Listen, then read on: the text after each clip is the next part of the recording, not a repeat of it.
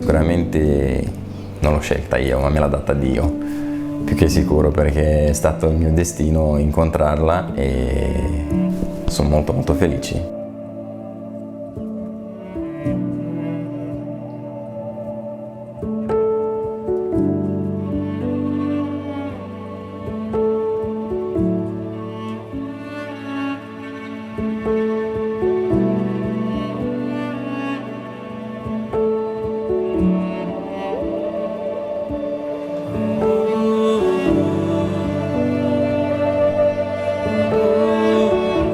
Ovviamente sono cose che non le puoi esprimere, però li devi vivere, li devi sentire, quindi queste cose sono proprio l'amore.